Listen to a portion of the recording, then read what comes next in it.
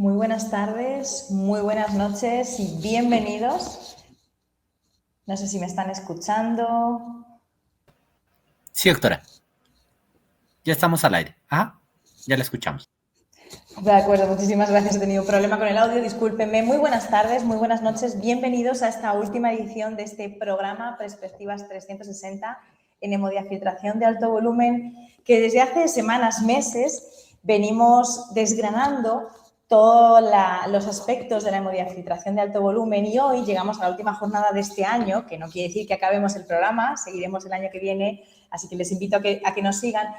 Hoy es un día muy especial y para mí es un honor porque tenemos en vivo a algunos de los participantes, todos no han podido estar, pero además lo que vamos a poder hacer hoy es algo sobre lo que ustedes han preguntado durante todas las distintas sesiones, preguntando acerca de la experiencia, de cómo llevamos a la vida diaria y de cómo se vive realmente implementar hemodiafiltración de alto volumen y tener los resultados. Para ello voy a presentarlos en orden alfabético porque es lo más justo, a todos amplísimamente y académicamente formados. Por orden alfabético le toca primero al doctor Leonardo Hernández. Él nos acompaña desde Colombia y además de ser nefrólogo, tener conocimientos en economía de la salud, está aquí porque es protagonista y fue el director médico de la primera clínica El Dorado en Colombia, que inició el programa de hemodiafiltración de alto volumen hace muchísimo tiempo, ya va casi hacia más de 15 años, con amplísima experiencia en hemodiafiltración de alto volumen y hoy nos va a traer la experiencia colombiana. Después del doctor Hernández tenemos al doctor Moscoso, que nos acompaña desde Ecuador, nefrólogo experimentado y además con muchísimos conocimientos en gerencia de salud. Y de hecho él es el director médico de un centro de una región de Ecuador en el que, sin tener detrás, pues a lo mejor un grupo de clínicas, se emprendieron el camino por decisión, por los beneficios de la terapia e implementaron hemodiafiltración de alto volumen en su clínica de la que él es director médico. Así que bienvenidos ya a los dos y muchísimas gracias. Y seguimos con alguien conocido por absolutamente todos los que hacen hemodiafiltración y estudian hemodiafiltración en esta región, que es el doctor Marcelo Pudú, desde Argentina. Él fue uno de los protagonistas, no el primero, porque ella siempre me corrige, que estuvo ahí la doctora Cristina Marelli y otros compañeros, pero sí ha sido un gran impulsor, director médico de Fresenius Medical Care en su momento, ahora en EFA Medical Care, que le llevó a tener una amplísima experiencia en la terapia y en el trabajo para implementar la terapia cada vez a mayor número de pacientes y hoy contamos con él para que nos cuente la experiencia argentina. También vamos a repetir desde Ecuador, al doctor Jorge Quinchuela, que él, por supuesto, también amplísimo conocimiento en nefrología, le habrán escuchado hablar de muchos temas de nefro, habla muy bien, formado absolutamente y autor, uno de los autores principales de varias de las publicaciones que están saliendo desde Ecuador con los buenos resultados de la terapia en Ecuador. Y nuestra quinta jugadora de este partido, hoy jugamos al baloncesto, ya saben que yo siempre digo los 23 litros de Michael Jordan, pues nuestra quinta jugadora es la doctora Laura Solá, nefróloga epidemióloga desde Uruguay, directora médica de CASMU, que es un centro que implementó hace ya 5 años. Empezaron este camino de la hemodiafiltración de alto volumen y han disparado el número de pacientes para Uruguay, que Uruguay es chiquitito, y los resultados van a poder ver y ver cómo ha tenido la terapia ese impacto en los pacientes. Entonces, muchísimas gracias a todos, muy bienvenidos a este cierre de este programa en el día de hoy. Bienvenida a toda la audiencia. Ya saben que pueden comentar o preguntar, están viendo comentarios, ahí pueden hacer sus preguntas, intentaremos responder, pero tenemos mucho contenido hoy y vamos a intentar ajustarnos al tiempo. No prometo nada, pero sí prometo que lo hagamos dinámico para que ustedes se queden aquí enganchados y aprovechen la amplísima experiencia de todos ellos. Para empezar, a mí me gustaría hacerles algunas preguntas y plantearles cómo está Latinoamérica para que tengan una visión general. Aquí ahora mismito van a ver mi pantallita.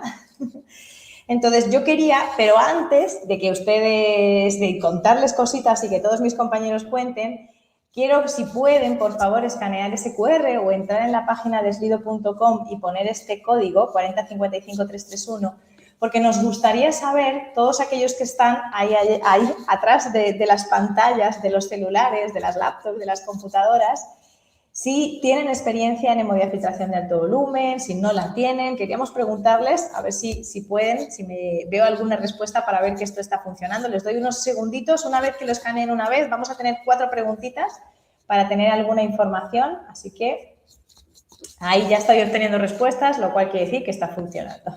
Perfecto. Les doy unos segunditos para que puedan responder. Ahí, perfecto, ya están subiendo.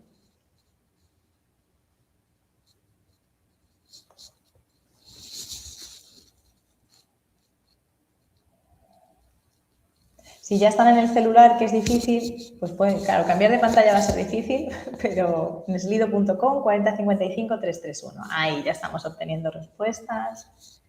Perfecto. Sí que está funcionando porque ahí estamos teniendo. Muy bien, muchísimas gracias.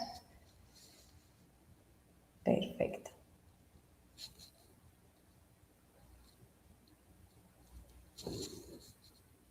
Ahí. Unas poquitas más y avanzo a la siguiente pregunta. No se preocupen, van ustedes respondiendo sin ningún problema. Ahí ya está subiendo. Perfecto.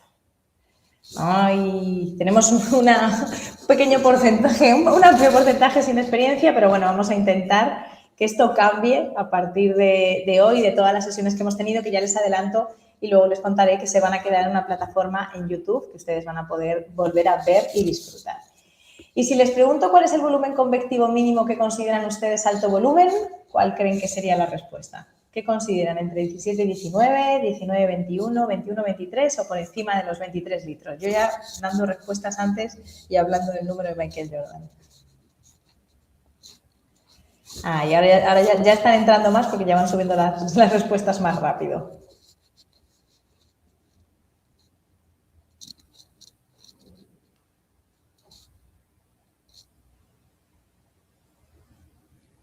Ahí vamos, poquito a poco, van subiendo.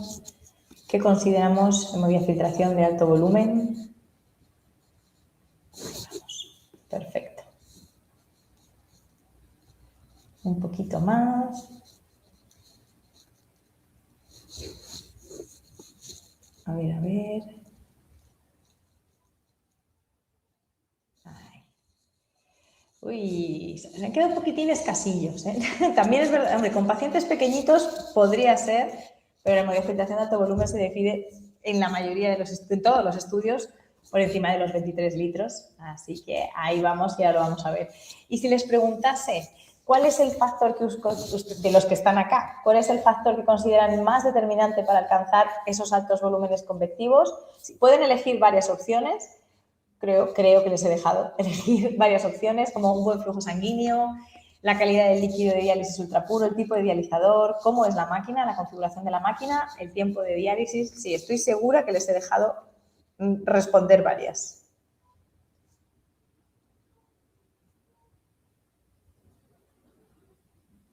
Ya están, me estaba preocupando, no, ya están subiendo las respuestas, perfecto. Pueden elegir varias. Pero de las varias que elijan, por favor, los factores más determinantes para conseguir los altos volúmenes convectivos. Yo siempre les digo, y todos los que me han escuchado, cuando hablamos de prescripción hay 2 factores clave. Lo demás ayuda, pero hay 2 factores clave para el volumen convectivo. Unos segunditos más les vamos a dar.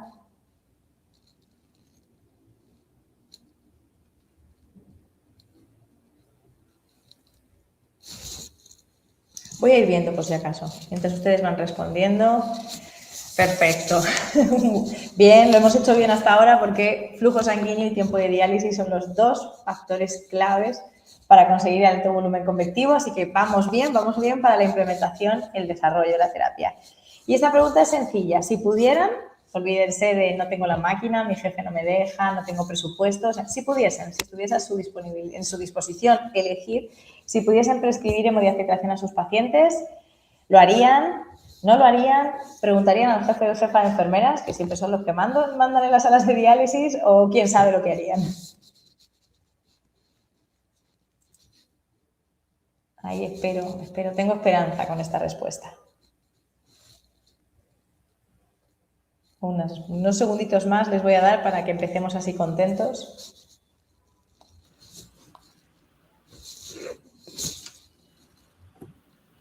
Sí, no. Tengo que preguntar. Es que hay que preguntar siempre. Siempre hay que preguntar al equipo de enfermería, pero me alegro que la respuesta mayoritaria sea sí, que vayamos a prescribir HDF a nuestros pacientes. Queríamos contar y empezar brevemente explicando cómo está la situación de Latinoamérica, porque esto es una cosa que me preguntan muchísimo y siempre preguntan qué país, cómo es la situación. Y fíjense que en Latinoamérica está ampliamente distribuida e implementada la hemodiafiltración de alto volumen. Es verdad que con disparidad, con número, y ahora van a ver, unos países con mayor número de pacientes que otros, pero sí se ha conseguido y un constante crecimiento de la terapia. Saben que hay lugares donde no tenemos registros nacionales. Invito a todos los que estén en esos lugares a desarrollar los registros nacionales. Por eso no tengo una cifra exactamente de 21.533, sino que estamos alrededor de, siendo bien realistas, que no optimistas, por encima de los 21.500 pacientes. Pero eso, si lo vemos en el porcentaje de pacientes de hemodiálisis, solo de hemodiálisis, sigue siendo poco. Tenemos una penetrancia así general por debajo del 8%. ¿Cómo ha sido este camino y discurrir? Pues es curioso para que los que nos acompañen desde México, que la primera máquina que podía hacer hemodiafiltración llegó a México hace 20 años, en 2005. Pero luego Argentina ahí adelantó por la izquierda y ya implementaron y crecieron de forma constante y muy sólida el programa de hemodiafiltración de alto volumen. Luego Colombia, Chile, Brasil, Bolivia, Ecuador, Perú, Uruguay. Y pues les he vuelto otra vez a poner México, porque México creció en una experiencia muy local, muy chiquitita, y el año pasado, por una licitación en la que se implementó hemodiafiltración de alto volumen, fue cuando hizo un salto y un disparar de la terapia. Si hablamos de números, son números no exactos, pero son números más o menos. Pueden ver que Brasil es el país con mayor número de pacientes, superan los 9.300 pacientes, seguidos de Argentina con más de 4.000 pacientes, luego Colombia y Ecuador, que también tienen un número muy importante de pacientes. México, Perú, Uruguay, Chile, tienen distintos números más bajitos, también acorde a países con menos número de pacientes. No nos podemos comparar con Brasil, que es el país en el que mayor número de pacientes tiene. Todos estos países tienen en común que han superado muchísimas barreras. La barrera económica, fundamental, y es la que siempre se mantiene hasta que somos capaces de enseñar y explicar cómo es la costo-efectividad de la terapia.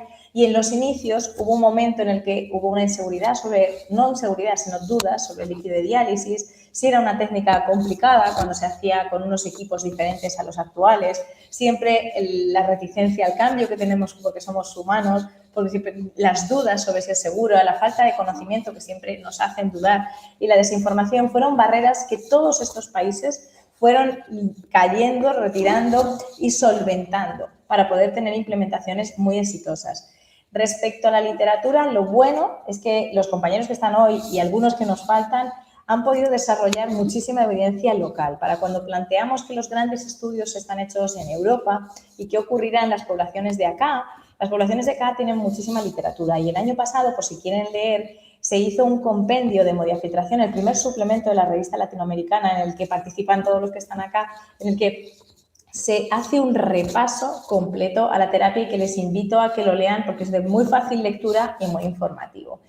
En Latinoamérica ha habido muchísima evidencia y por eso contamos hoy a parte de los autores de esta evidencia, pero quería contarles la evidencia de Brasil, que no tenemos hoy a los compañeros, que nos hablarían en portuñol, pero no ha sido posible. Pero quiero destacar para que ustedes vean que con ese número de pacientes está habiendo muchísima evidencia. Y no solo evidencia en mortalidad, sino evidencia, ellos han demostrado que se puede implementar la terapia con entrenamientos estandarizados de 3 días, con un 99% de éxito, que es fácil, que se consiguen los volúmenes convectivos, que disminuyen los requerimientos de EPO, que tiene impacto en la calidad de vida, como vimos en esa sesión de calidad de vida, y desde el año pasado, con publicaciones como esta en impacto en mortalidad muy importante, y este año, 2025, 2 grandes estudios también con un impacto en mortalidad enorme. El último de ellos, publicado estamos en no sé qué mes, en diciembre, o sea, mediados de año, en junio y julio, que es esta publicación de más de 8.000 pacientes con casi 5.000 pacientes en hemodiafiltración. Y fíjense, mostrando lo que muestran los estudios europeos, con una disminución de la mortalidad por todas las causas del 27% y una disminución de la mortalidad cardiovascular del 34%. ¿Por qué les quería presentar todo esto? Además de lo que van a presentar mis compañeros hoy, para que esa barrera de esos resultados son de Europa, esos resultados se viven, se ven y se reflejan en nuestras poblaciones, incluso con porcentajes de impacto mucho mayor y de caídas de mortalidad mayores a lo que podemos ver en otros estudios. Entonces, dicho esto, lo queríamos convencer, queríamos mostrarles, y para eso tenemos ahí a los grandes maestros que llevan la terapia en sus días a días, cómo implementar la hemodiafiltración de alto volumen es posible, porque están demostrados los mejores resultados terapéuticos, porque la tecnología ya está disponible y tenemos todo el conocimiento para poder implementar, además habiendo aprendido de algunos tropiezos de algunos países, que siempre tenemos que mejorar lo hecho, y por eso contamos hoy con todos nuestros colegas para contarnos lo mejor de la implementación, de los resultados y las recomendaciones para quien lo tenga que iniciar. La hemodiafiltración de alto volumen debe convertirse en el estándar de cuidado en hemodiálisis. Este es el camino que tenemos que hacer en Latinoamérica, que se ha iniciado en Europa y que ya pueden ver cómo muchas publicaciones están planteando el nuevo estándar como en la hemodiálisis. No es la hemodiálisis convencional, no es la hemodiálisis de alto flujo, sino que es la hemodiafiltración de alto volumen. Entonces, para ello, vamos a empezar a hacer participar a mis compañeros que están por acá, ¿verdad? ¿Tengo que dejar de compartir? Algo he hecho, ¿verdad? Aquí ya está. Ahí tengo a mis compañeros y vamos a empezar. Y quiero plantear, y para esto voy a invitar a que la doctora Laura Solá primero y el doctor Jorge Moscoso me den sus opiniones a cuál fue, porque ellos tienen experiencias muy distintas, esa principal motivación para introducir la hemodiafiltración en sus centros de trabajo para sus pacientes, cómo lo hicieron. Si quieres, Laura, la audiencia es toda tuya. Bueno, muchas gracias, Ana. Un gusto estar con todos ustedes, con los compañeros y con toda la audiencia.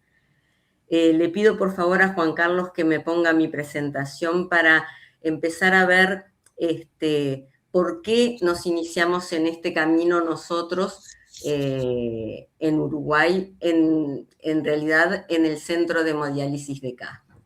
Nosotros siempre buscamos dar la mejor atención posible y sabemos desde hace muchos años que la mortalidad y la calidad de vida de los pacientes en diálisis no es óptima, más bien es baja. Y si bien nuestro centro tiene los mejores resultados, incluso comparados con el resto de Uruguay, como les voy a mostrar en un diapo, según lo que informa el financiador, igual distan de ser buenos. Buscando desafíos, pero con medicina basada en evidencia, nos encontramos que el análisis post-hoc de varios ensayos clínicos publicó que la hemodiafiltración de alto volumen disminuía la mortalidad. Y en 2016, un metaanálisis resumió estos hallazgos, mostrando que la mortalidad descendía en cifras que tú has mencionado, más del 20% en mortalidad general y un poco más en mortalidad cardiovascular. Empezamos a transitar ese camino, teníamos muchas virtudes, teníamos un buen tratamiento de agua, teníamos un buen equipamiento, empezamos suspendiendo el reuso, pero nos encontramos con algunas dificultades. Acá les estoy mostrando los resultados que teníamos apenas suspendimos el reuso preparándonos para la hemodiafiltración. Teníamos en varias cosas resultados mejores que la media del resto del país y bastante mejores. Por ejemplo, en cuanto a la dosis de diálisis, casi un 10% mejor, en cuanto al control de la presión arterial. En ese camino a prepararnos, ¿qué ocurrió? La pandemia.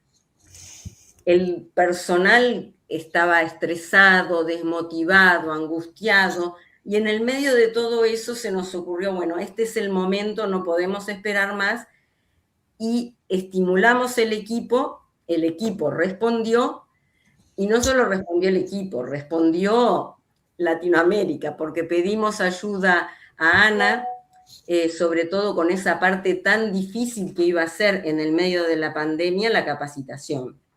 Y así tuvimos una capacitación híbrida con una parte que iba a ser a distancia, porque no se podía viajar. Entonces teníamos a Ana y una nurse capacitándonos en aspectos técnicos, luchando contra nuestros miedos, y una parte presencial con los técnicos de Fresenius, los técnicos de los equipos, mostrándonos cómo era en los hechos el funcionamiento de los equipos a todo el equipo de salud, a enfermería y a los médicos. Así que llegó el día que nos largamos, noviembre de hace 4 años. Empezamos con un paciente, sumando de a un paciente por turno, pero logramos tener 5 equipos. Y ahí en esa todavía desconfianza y miedo, dijimos, bueno, tenemos que elegir muy bien los pacientes. ¿A quiénes vamos a elegir? A los jóvenes menores de 70 años. Aquellos que fueran a tener con mayor seguridad, éxito, porque si vamos a elegir a los peores pacientes, vamos a desanimarnos. ¿Y quiénes iban a ser? Los que pudieran tener un buen flujo sanguíneo con una fístula arteriovenosa nativa o protésica. Y que ya hubiéramos visto, pues aparte lo probamos, lo testeamos antes, que pudieran tener flujo de 400. Por supuesto, pacientes que tuvieran una esperanza de vida mayor a 6 meses, los hacíamos firmar consentimiento para cambiar de técnica, y que pudieran recibir heparina. Y la cosa alentadora fue que ya a los 3 meses publicamos en una revista local nuestra experiencia, que era que sí, que era posible tener un flujo sanguíneo de 400 en el 95% de los pacientes, y que era posible llegar a ese volumen convectivo mayor de 23 en más del 95% de los pacientes. O sea que la parte de implementación era factible. ¿Qué podemos decir de los resultados? Empezamos a vislumbrar también que el porcentaje de pacientes que no tenían eritropoyetina o que tenían dosis baja era más alto una vez que se instrumentaba la hemodiafiltración. Y para completar los buenos resultados, nos encontramos con que la calidad de vida de estos pacientes, con un par de test que les hacíamos, como el tiempo de recuperación postdiálisis, que eso ha sido universal desde entonces, todos los pacientes prácticamente lo relatan, con una reducción del tiempo de recuperación, una mejor sensación y mejor calidad de vida con un test. O sea que nuestra experiencia inicial con la implementación nos pareció que fue muy exitosa, y bueno, ya después les voy a contar cómo seguimos. Eso, no te adelantes, luego les cuentas cómo siguen mejorando.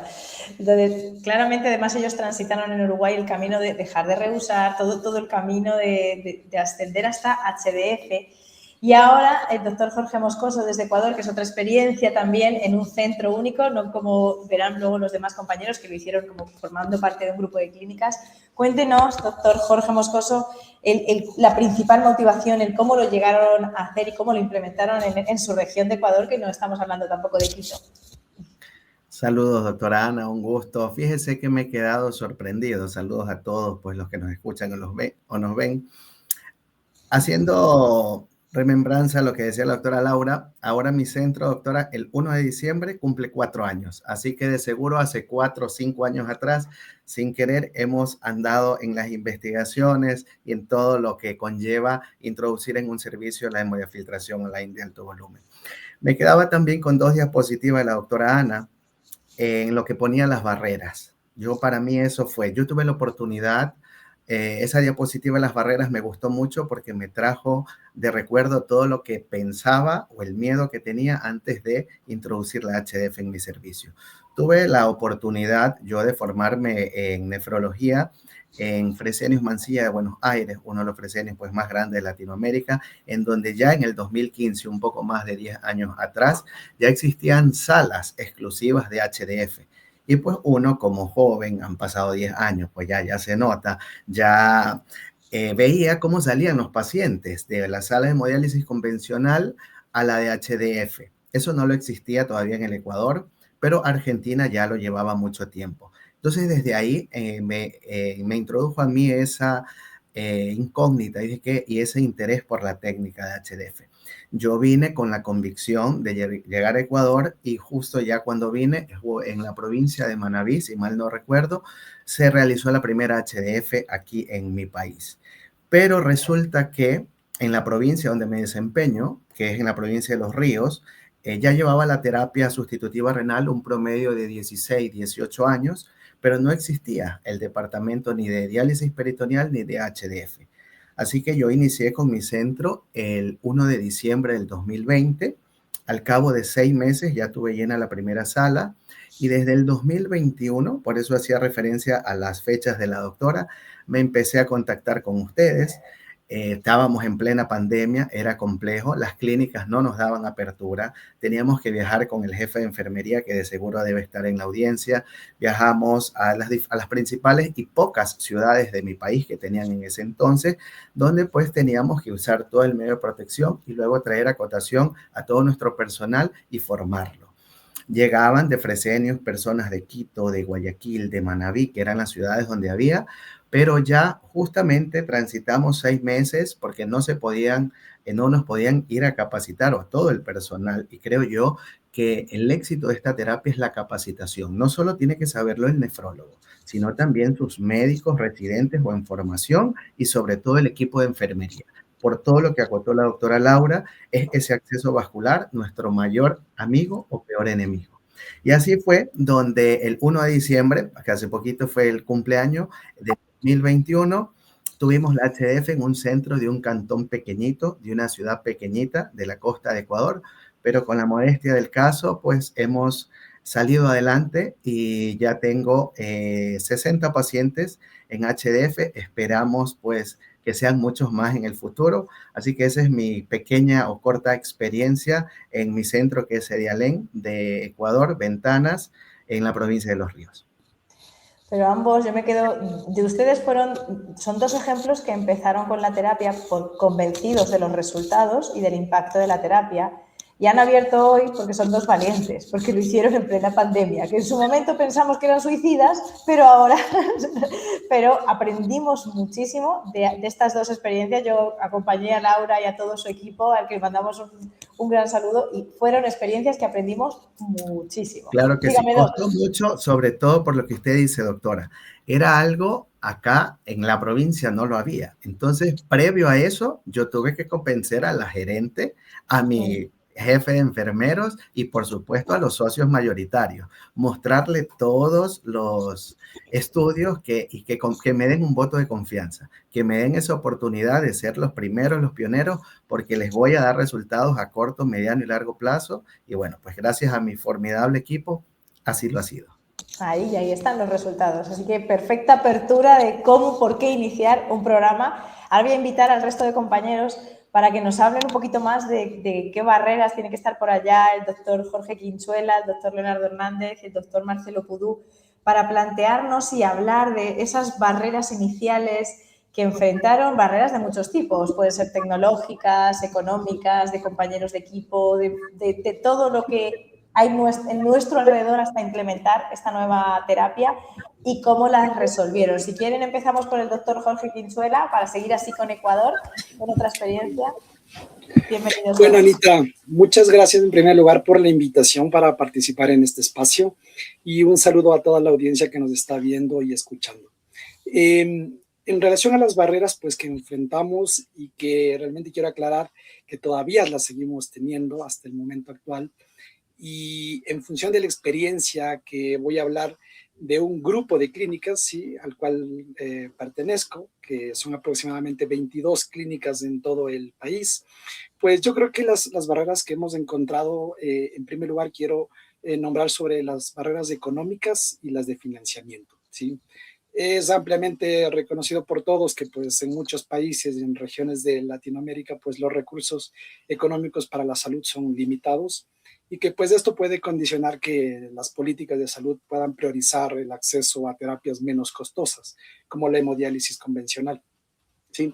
Esto pues en conjunto con el alto costo de la tecnología que pueda usarse en la HDF pues ha hecho de que en mi país por lo menos desde hace muchos años y hasta ahora, el reembolso por parte de los prestadores no sea pues diferenciado en relación a la hemodiálisis de alto flujo, ¿sí? Esto significa que pues el pago que se nos hace es exactamente el mismo por hemodiálisis de alto flujo y por la hemodiafiltración, ¿sí?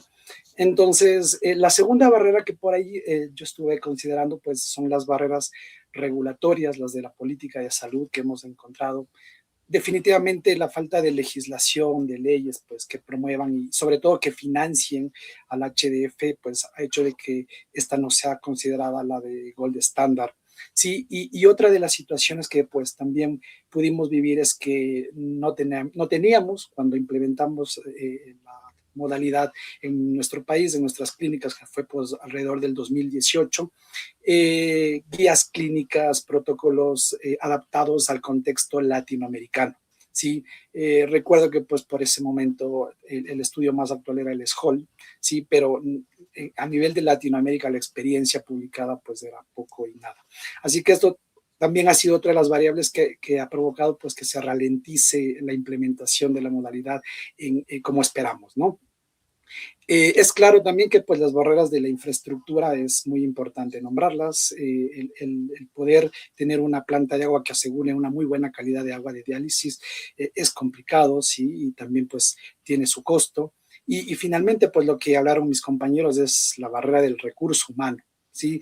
El hecho de que también pues tratar al personal de enfermería, al personal de nefrólogos, de médicos en formación, pues de convencerlos, más que también educarlos en la terapia, en convencerlos de que pues esta modalidad es ampliamente superior a la hemodiálisis de alto flujo, también llevó un proceso con nuestra implementación.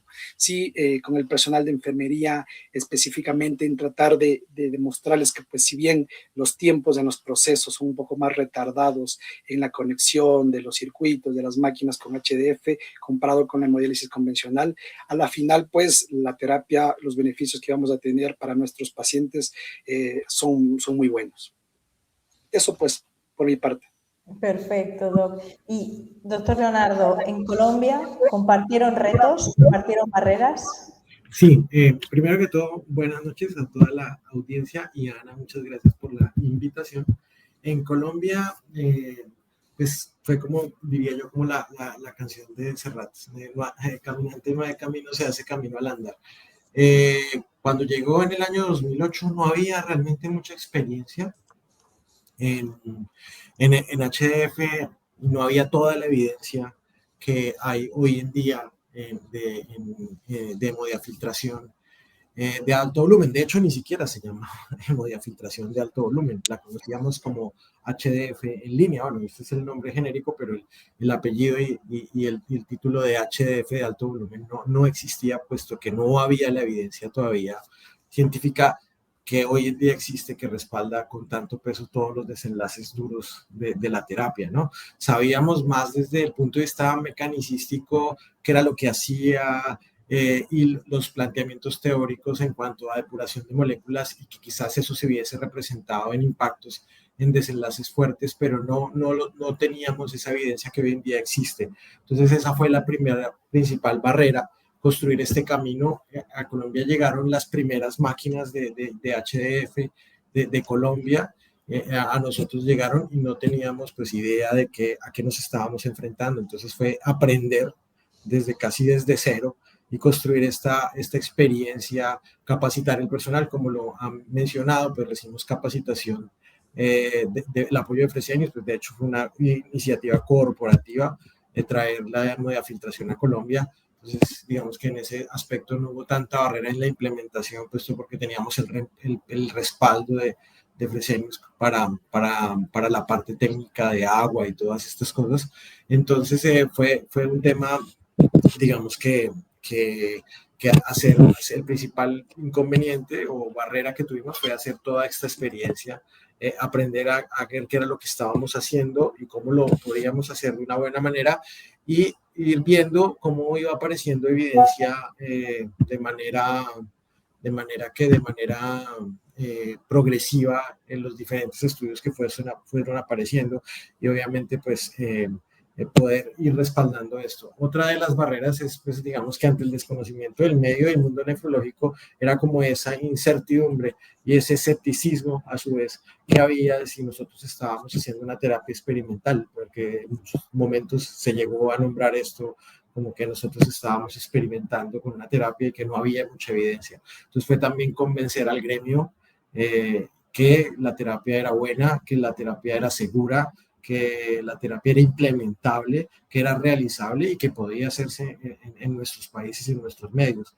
Y digamos que lo nombraremos más adelante, un obstáculo o barrera siempre ha sido en Colombia, que precisamente como se introdujo desde muy bebé en la terapia, no había la evidencia suficiente como para generar un tema de impacto de costo-efectividad, pues, porque no existía la evidencia, no existía evidencia de efectividad, y esto ha hecho que la terapia no tenga una tarifa diferencial en nuestro medio, y esto limita mucho el crecimiento de la terapia. Esa es otra de las grandes barreras que hemos tenido al respecto de la implementación y del ingreso de la terapia de HDF en Colombia. Eso es básicamente. Se inició por convencimiento, se mostró que se podía hacer y se entrenó, pero ahí es una cosa que deben aprender el resto de países, que ahí se falló. Pero, sin embargo, en Argentina, el doctor Pudú trabajó mucho en estos aspectos y encontró también barreras en común y otras barreras. Sí, Doc, Marcelo, tuvo que convencer a muchas aseguradoras distintas. Cuéntanos, comparte con nosotros qué enfrentaste y cómo resolvieron. Bueno, Ana, muchísimas gracias por la invitación, a ti y a todo el grupo de Fresenius. A pesar de que ya hemos dejado de pertenecer al grupo, siempre nos une un cariño y un placer por la hemodiafiltración que tú sabes que a mí me puede. Bueno, yo creo que las barreras que nosotros fuimos enfrentando y cómo las fuimos resolviendo, la primera barrera importante yo creo que es convencerse y convencer a quienes tienen que hacer la terapia. Yo ya estaba recontra convencido, no tenían que convencerme. De hecho, no sé si sabías, pero nosotros en la clínica privada donde yo trabajaba antes de ser Fresenius, habíamos comprado una máquina 2008A con el módulo de hemodiafiltración, que era una máquina total y absolutamente precaria, muy parecida a lo que es la Multifiltrate. Recogía el líquido ultrafiltrado y por una balanza calculaba la reposición. Nunca la pudimos llegar a usar porque era muy engorroso, pero ya desde esa época, fines de la década del 90, que yo estaba interesado en la hemodiafiltración. Y después, con Fresenius, obviamente, como tú lo nombraste, la doctora Cristina Marelli, una ferviente defensora de la hemodiafiltración, fue quien dio el primer impulso y quien nos llevó a todos a estar convencidos de avanzar con esta técnica. La verdad que es muy, muy interesante porque ella, entre todos, mejor dicho, hicimos una proyección de lo que queríamos hacer, un programa para la implementación de la hemodiafiltración, con una sistematización, ¿verdad? Es decir, lo primero que hicimos fue generar un comité de terapias convectivas con profesionales de directores médicos de las distintas clínicas de Fresenius en ese momento, que participábamos y que, digamos, generábamos, en ese momento había muy poca evidencia, estamos hablando antes del estudio de Maduel, ¿verdad? Es decir, muy temprano, ¿no? Había muy poca evidencia, bueno, juntábamos evidencia, veíamos qué era lo que correspondía, lo que no correspondía, cómo implementarlo. Teníamos la barrera económica, porque el costo de la hemodiafiltración en la Argentina, teniendo en cuenta que en hemodiálisis convencional se reutiliza y en hemodiafiltración planteamos no reutilizar, obviamente, por cuestiones obvias, esto generaba un costo adicional importante para la seguridad social. Entonces, ¿cómo enfrentar esa realidad? También teníamos otra barrera, es decir, en la Argentina en ese momento teníamos 90 clínicas, 2.500 máquinas.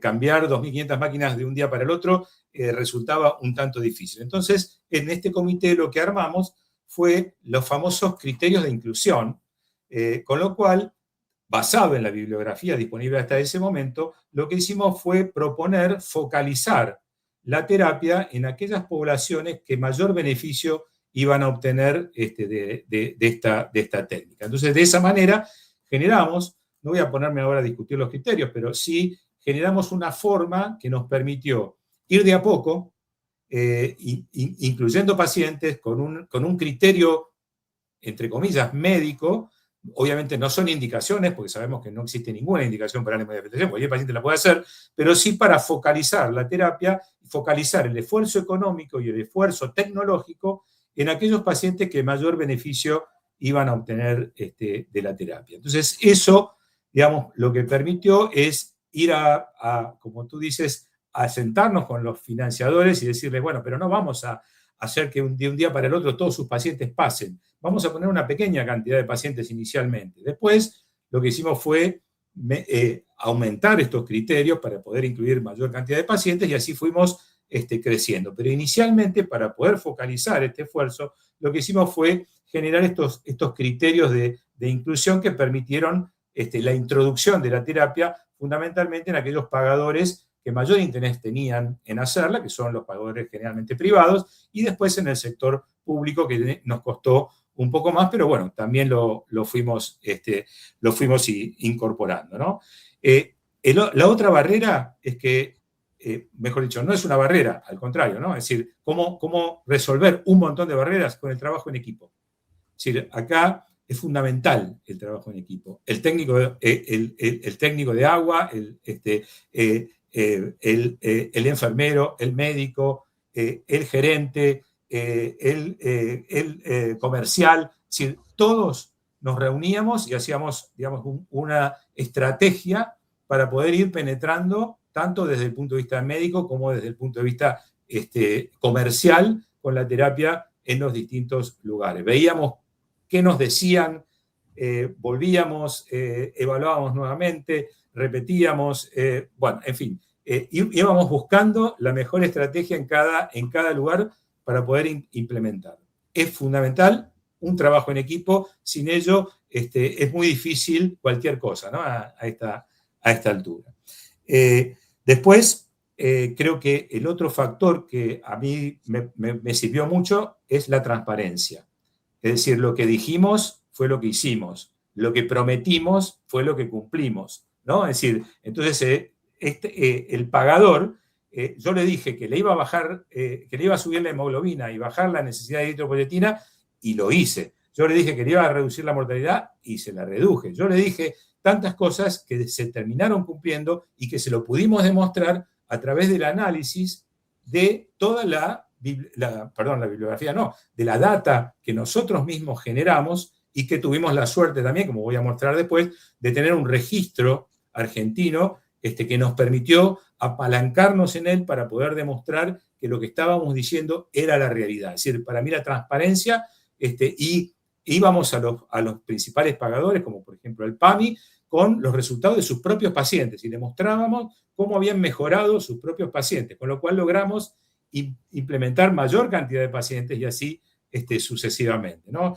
Eso es otro de los talones de Aquiles. Y también que ya se ha nombrado la capacitación.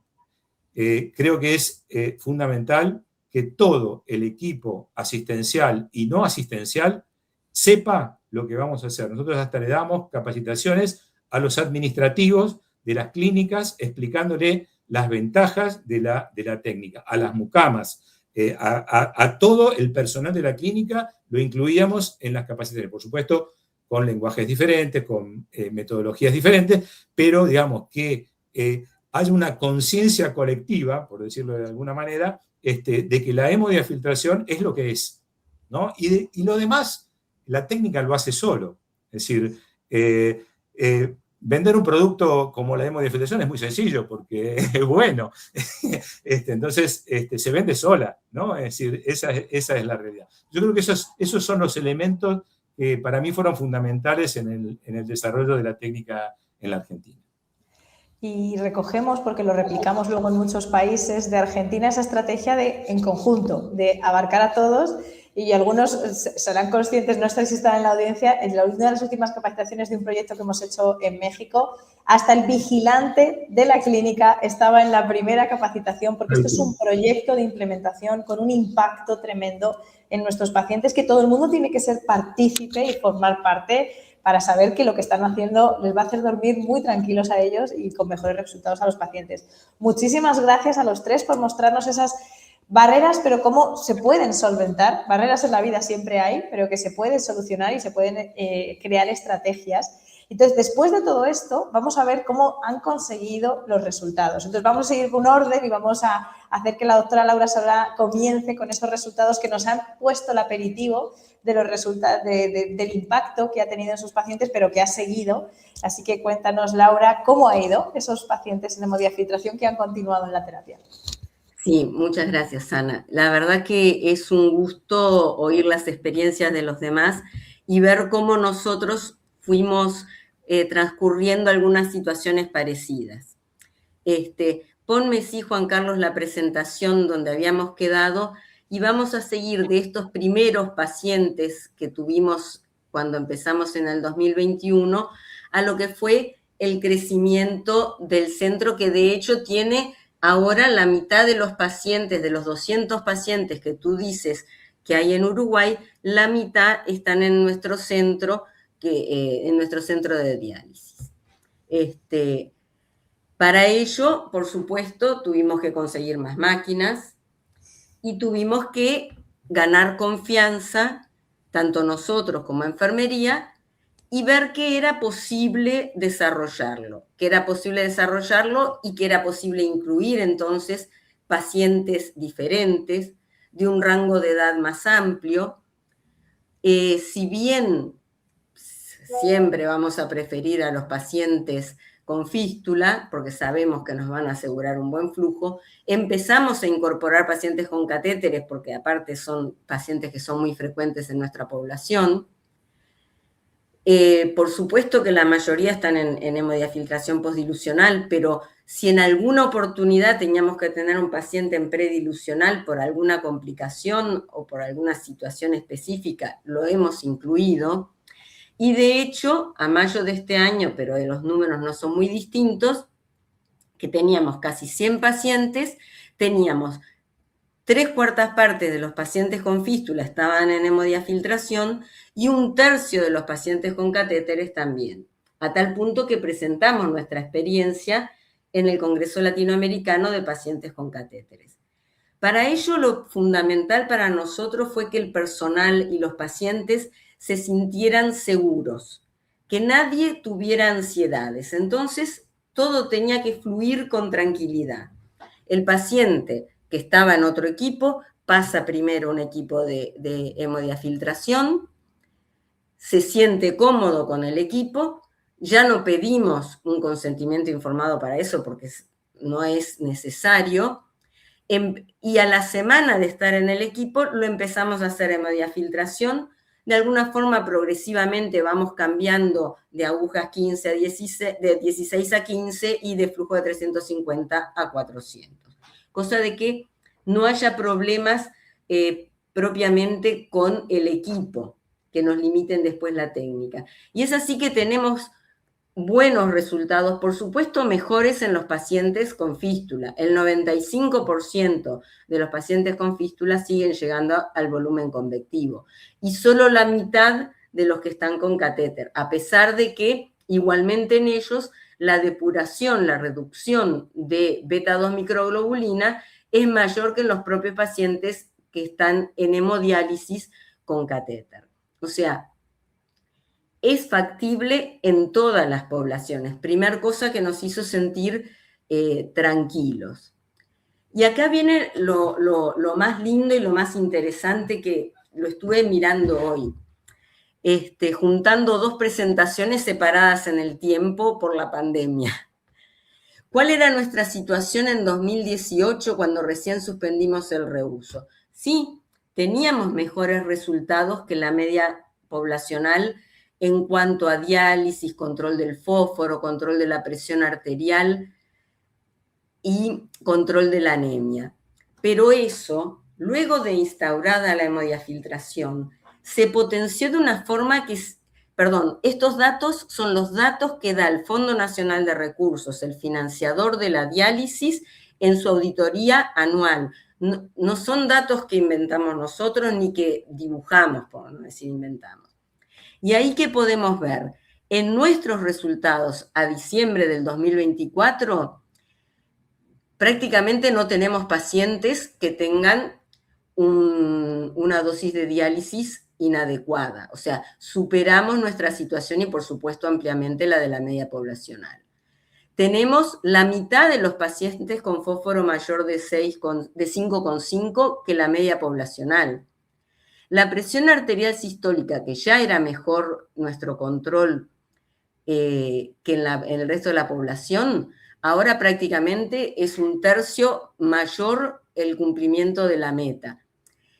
Y seguimos teniendo un sobrepeso menor, todo lo cual sugiere, esto no lo hemos evidenciado, que seguramente el tratamiento fluye con menores hipotensiones intradiálisis, con mejor tolerancia para lograr tanto mejorar el control de la presión como el del peso.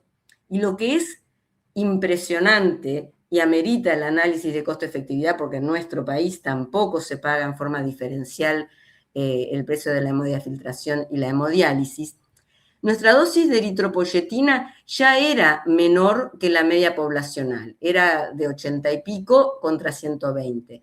Ahora es la mitad, o sea, descendimos, esto es unidades kilo-semana, o sea que está ajustado al peso de los pacientes. Y lo mismo, como les repito, informado por el Fondo Nacional de Recursos, es la mitad que la media poblacional de todo el país. O sea, los resultados para nosotros son muy buenos.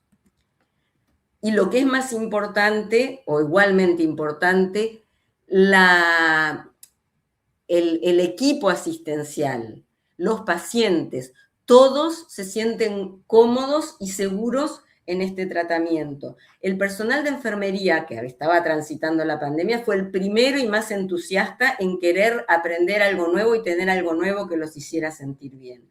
Así que la experiencia creo que ha sido excelente para todos y de hecho pacientes de otros centros han venido a atenderse con nosotros.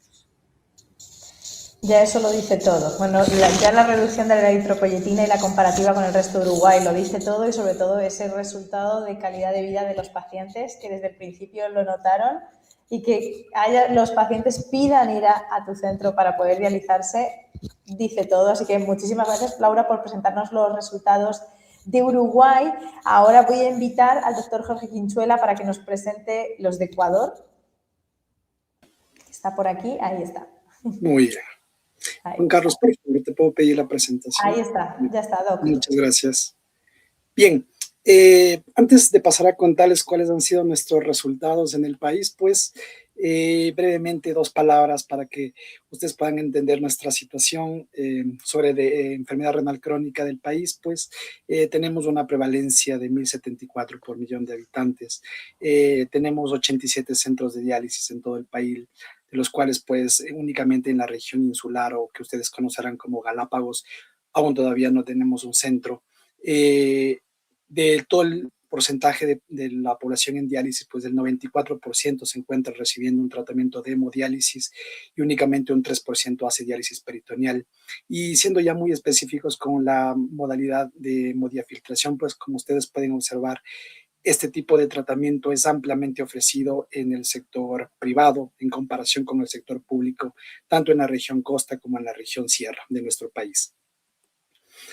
Pues la inclusión de los pacientes, ya esto ustedes lo conocen muy bien, a cuáles son los criterios que se han usado. En nuestro caso en particular, pues hemos preguntado a los nefrólogos de todas nuestras clínicas cuál es el criterio que más utilizan para incluir a los pacientes en esta modalidad, pues, y ha sido precisamente la inestabilidad hemodinámica, seguido pues de los pacientes con una larga expectativa de vida y con baja probabilidad para trasplantarse, y en tercer lugar pues los pacientes que tienen un difícil control de su fósforo. En relación a otro de los criterios que usamos para incluir pacientes en esta modalidad, pues se consideró inicialmente la fístula autóloga o protésica y sobre todo pues que tengan una muy buena adherencia al tratamiento, ya sea en lo que es la frecuencia y en lo que es el tiempo para completar cada uno de los tratamientos. Pero también, pues, dentro de este camino que recorrimos, incluimos pacientes con catéteres tunelizados, de los cuales pues obtuvimos unas medias bastante buenas, aceptables para que lograr una dosis convectiva muy óptima. En el caso pues de los catéteres encontramos que el flujo sanguíneo en promedio era de 398 mililitros minuto, que su volumen de sustitución fue de 22.7 litros y un volumen convectivo de 25.2 litros, con un KTB de single pool de 1.75 en promedio. Ustedes pueden observar acá el crecimiento exponencial que hemos tenido en varios puntos de la implementación de esta terapia. En el 2018, cuando arrancamos con nuestra experiencia, pues ven que de un número muy inferior de clínicas, llegamos al 2024 a 22 clínicas en nuestro país, que asimismo pues el número de máquinas creció muy significativamente y no así también el número de pacientes y el número de tratamientos en estos 7 años. En lo que tiene que ver con la población que tenemos en la hemodiafiltración, pues algunos datos de interés, pues el promedio de edad es de 56 años, el flujo sanguíneo efectivo pues es de 398 mililitros minuto, un volumen de sustitución de 23 litros, un volumen convectivo de 24 litros y un KTB de single pool de 1.99. ¿Cuáles han sido nuestros resultados clínicos? Con nuestro grupo de investigación, pues el compromiso que hemos adquirido para lograr una mayor difusión de esta terapia a nivel nacional es empezar a publicar y encontrar más hallazgos sobre este tipo de modalidad. Así que pues dentro de nuestra primera publicación, en la cual pues fundamentalmente encontramos una tasa de mortalidad de la hemodiafiltración muy inferior comparado con la hemodiálisis de alto flujo. Y asimismo, pues, como ustedes observan, la mortalidad por todas las causas, la mortalidad por causa cardiovascular y por infecciosa también se presentó esta misma tendencia.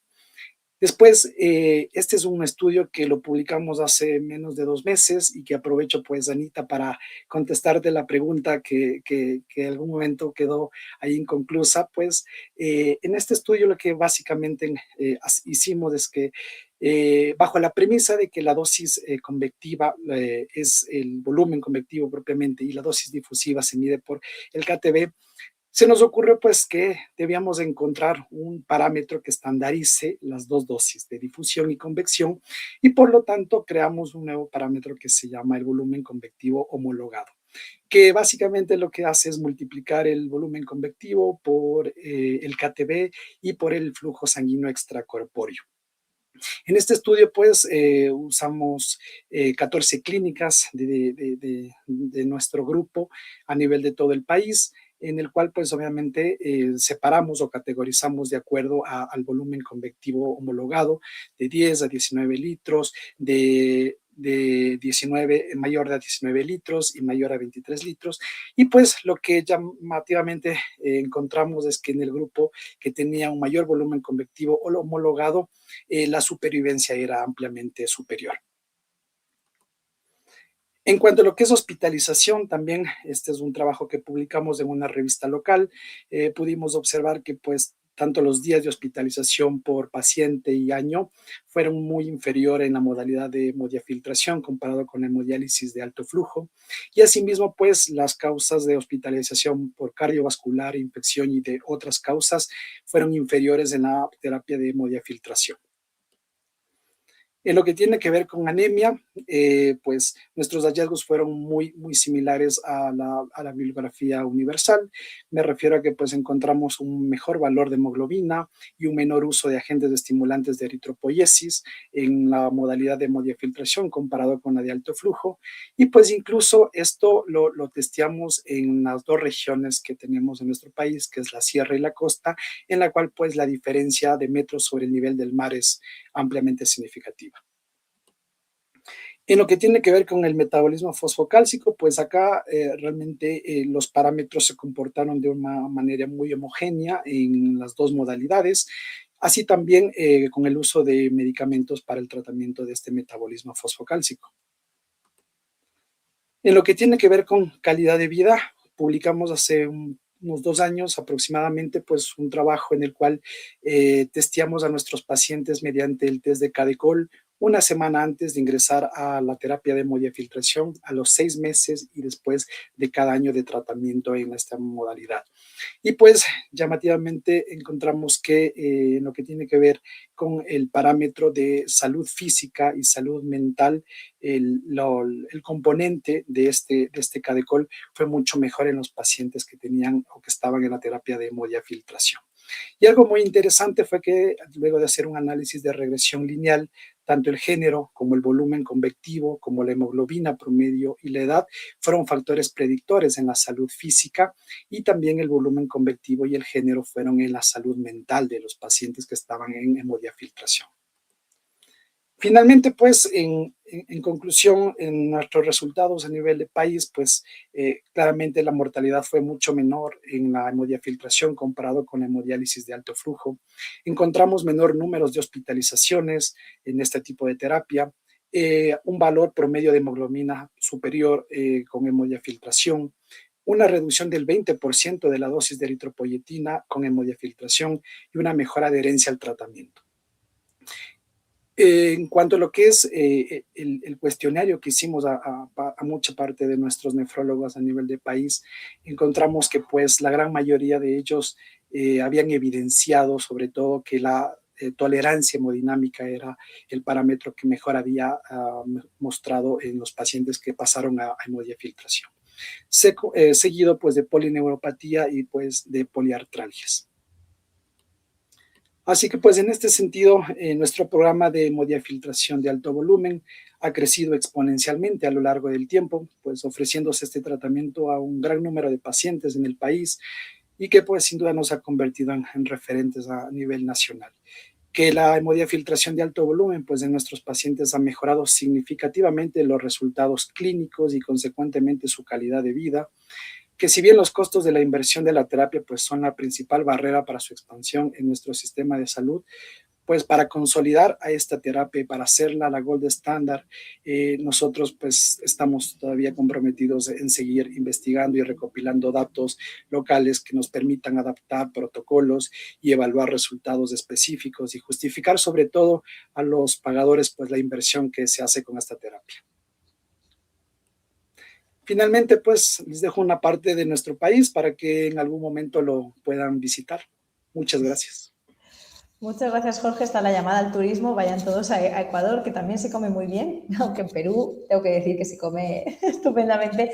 Muchísimas gracias, Jorge, porque has mostrado cómo en una población mayor, porque tienes mayor número de pacientes, sí se puede ver el impacto en mortalidad, en hospitalización, el impacto en dosis de eritropoyetina ya lo habíamos visto con la doctora Laura Solá en Ecuador y en Uruguay, y por seguir mostrando el impacto en calidad de vida, en esa percepción de los pacientes. Muchísimas gracias por esos resultados de Ecuador y que sigan, porque ellos van a seguir publicando y van a seguir recogiendo los datos. Vamos a saltar a Colombia, que también tiene muchísimo tiempo de tratamiento y el doctor Leonardo puede compartir con nosotros también los impactos positivos y también han generado publicaciones que pueden utilizar otros países para replicar, para iniciar la terapia. Adelante, Leonardo. Perfecto. Bueno, brevemente les voy a contar más o menos cómo ha sido un poquito la historia de nosotros en cuanto a la obtención de evidencia. Así estamos más o menos como fue la línea de tiempo de la hemodiafiltración. Llegó en el año 2008. Llegaron inicialmente 6 máquinas que eran más o menos unos 24 pacientes que teníamos en Colombia inicialmente. Y hacia el año 10 a 11 pues nos expandimos más máquinas en la unidad renal donde yo estaba. Llegamos a tener el 100%, que eran como más o menos 30 máquinas, alrededor de unos 150 pacientes en HDF. Y con esto pues empezamos a construir las diferentes bases de datos y a darnos cuenta pues lo que posteriormente íbamos a ver o que estábamos viendo, que era menos consumo de eritropoyetina, mejor calidad de vida de los pacientes. En el año 12 nos expandimos a otras clínicas, redistribuimos máquinas porque pues digamos que la idea era darle este recurso a otros pacientes del medio colombiano. Y en el año 16 a 18 hicimos algunos trabajos de investigación, unos de esos se presentaron en el Congreso Internacional de Hemodiálisis que se hizo en Cartagena en ese año. En el año 2021 nos reunimos todos los que pues trabajamos mucho más de HDF en Colombia, en Fresenius, para hacer un documento que plasmase como todas estas requerimientos, evidencia. Hicimos un documento que se publicó de manera interna en Fresenius, que reunía todo este compendio de la experiencia colombiana. Y aquí pues logramos que fue el paso más importante, digamos, que en hacer como una terapia diferencial, lograr una codificación especial en Colombia que pues no se tradujo en un costo diferente, pero sí que por lo menos esté codificada como un tratamiento diferente a la hemodiálisis pues que convencional. Y ahorita les voy a mostrar el trabajo del doctor Valderrama, que es un nefrólogo de Cali que nos acompañó en una de las charlas que publicó en el año 22. Entonces, estos fueron los trabajos que publicamos, que presentamos en el año 18. Comparamos HDF de alto volumen con diálisis peritoneal. Pues encontramos mejores desenlaces, que aquí había problemas, era por el tema, no tuvimos en cuenta función renal residual, pero pues lo que mostramos es que estos pacientes tenían mejor mortalidad, menos mortalidad, perdón, que versus diálisis peritoneal en pacientes prevalentes.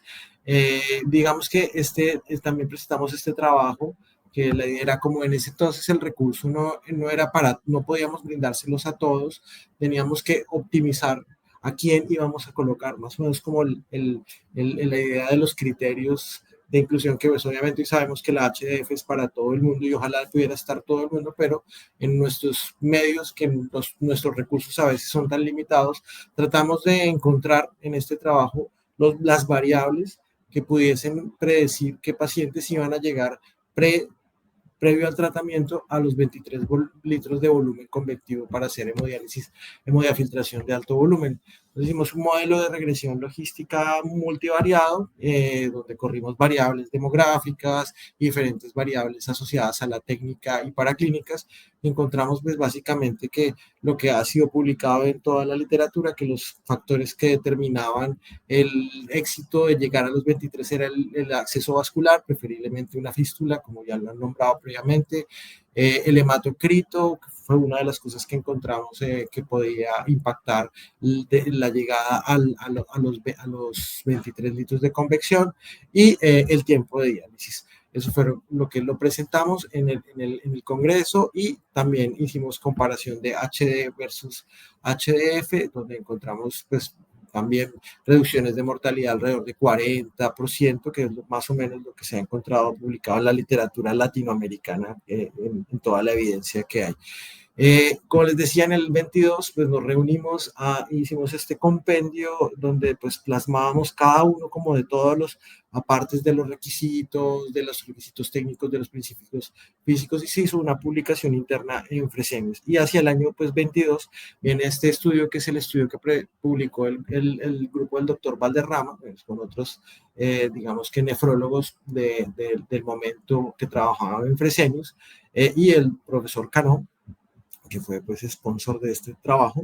Este trabajo se publicó en Kidney and Dialysis, y pues básicamente fue un trabajo, se hizo un propensity score matching para mirar el riesgo de determinar la reducción de mortalidad. Ellos encontraron, comparando esto en una relación 3:1, que se reducía más o menos en un 45% el riesgo de mortalidad en los pacientes que estaban en HDF de alto volumen versus los que estaban en hemodiálisis. Y pues digamos que estos son los resultados. Yo solamente traje mortalidad, quise ser más redundante en temas de fósforo y todas estas cosas que ya han venido mencionando previamente, que las vimos también: menos consumo de eritropoyetina, mejor calidad de vida, pero básicamente pues me centré como en el impacto más grande en la mortalidad. Esta era nuestra distribución de pacientes, digo era porque ya no los tenemos, hacia el año 24, antes de que la operación cesase en Colombia, más o menos el 70% los teníamos en terapias extracorpóreas y un 30% en terapia de diálisis peritoneal. con esta distribución, este número de pacientes, casi 8.000 pacientes en HD y HDF, y casi el 29% de estos pacientes, 2.250 pacientes aproximadamente, estaban en HD de alto volumen o HDF en línea, era la proporción que teníamos en Colombia. No todas las clínicas tenían hemodiafiltración, pero sí que, digamos, 60-70% de las clínicas, y la proporción de máquinas en las clínicas era más o menos entre 50 y 60% de las máquinas de HDF versus máquinas de hemodiálisis. Con esto, pues, es la mortalidad bruta total de Colombia, la ola de la pandemia, y después cómo fue descendiendo a medida que fue pasando el tiempo, y al cerrar más o menos la operación estaba sobre el 12.3%. Esta es la mortalidad total con todas las causas, siendo la cardiovascular la principal causa de muerte de estos pacientes, y cómo se ve la diferencia de mortalidad, que es lo que hemos visto en estudios tras estudios tras estudios y todas las experiencias locales, como en la línea moradita o púrpura es HDF con una mortalidad bruta de 5-7% versus HD estándar, que la llamaban acá, o diálisis de alto flujo, de 15.4, o sea que pues es consistente con todos los hallazgos que hemos visto y han descrito todos nuestros colegas en la región.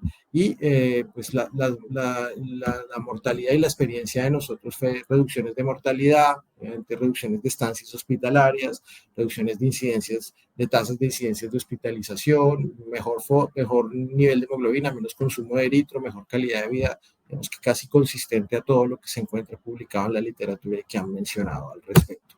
Yo esto es lo que traía para, siendo breves en cuestión de tiempo, con respecto a la experiencia colombiana. Hay muchas más cosas que decir, pero es más redundante. No, pero gracias por traernos hoy algo fundamental, que es ese gran impacto, esa reducción de la mortalidad que se ve en la población, igual que se veía en la población de Ecuador, en la población de Colombia, en la población de Brasil. Y vamos a seguir con la población argentina, porque además tiene el valor de ser los datos del Registro Nacional. Hay que decir que el registro argentino es un gran registro, y que va a mostrar, el doctor Marcelo Pudú nos va a mostrar esos resultados, ese impacto, y lo pueden consultar siempre que quieran porque es un registro abierto, de consulta muy fácil, que ya está actualizado desde la última versión. Así que adelanto, Marcelo, cuéntanos, ¿cómo fue el impacto en esos más de 4.000 pacientes actuales? Muchas gracias, Ana, por esto. La verdad, hay un dicho popular que dice, ¿no?, que si tiene 4 patas, mueve la cola y ladra, probablemente sea un perro, ¿no? Y si todos tenemos los mismos resultados es porque probablemente esos resultados sean los reales, ¿no? Bueno, yo voy a mostrar, digamos, un poco la progresión de los pacientes. Acá están solamente los que actualmente están en Nefra Argentina, faltan los pacientes que están en clínicas que no son de lo que es Nefra Argentina, que es lo que era anteriormente Fresenius Argentina.